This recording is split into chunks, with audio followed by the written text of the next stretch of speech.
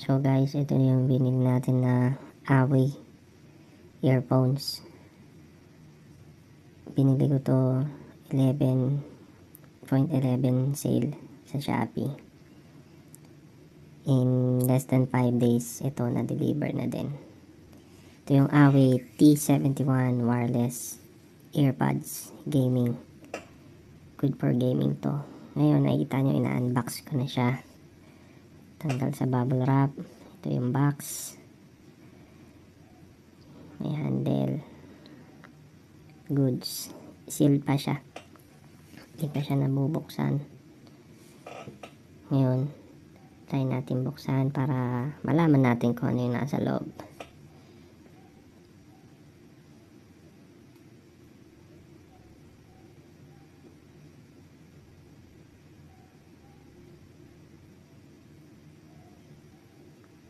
Nahirapan pa akong buksan dito eh.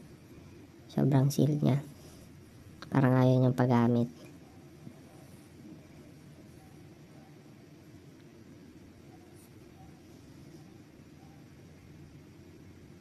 So ayun. Okay. Malapit na tayo sa katotohanan.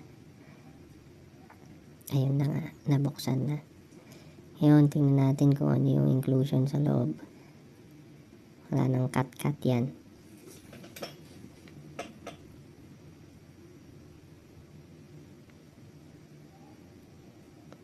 Okay. Okay, ganda. Black. So, ito nakikita nyo yung manual in Chinese, in English na to. Tapos yung warranty, dito na rin. Next, yung cord pang charge. Wala lang siyang box na pang plug-in. So, kung may cellphone charger kayo, yung pwede yun. Ito, extra earbuds. May small size. And ito na yung Away na earphones. Diba? Smooth black. Ayan, check natin.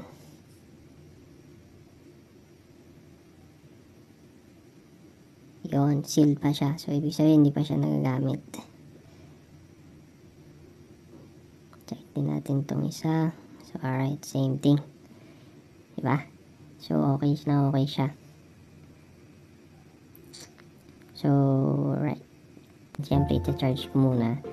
Tapos, gagamitin natin siya ng full charge para malaman natin kung gaano kasi talaga siya katagal.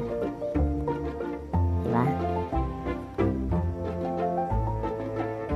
So, ayun guys. 7 PM ko siya start ginamit. And tingnan nyo. 30% from 100%. And anong oras na?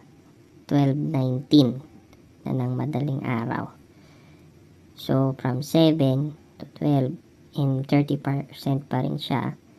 So, goods pang matagalan. Yeah.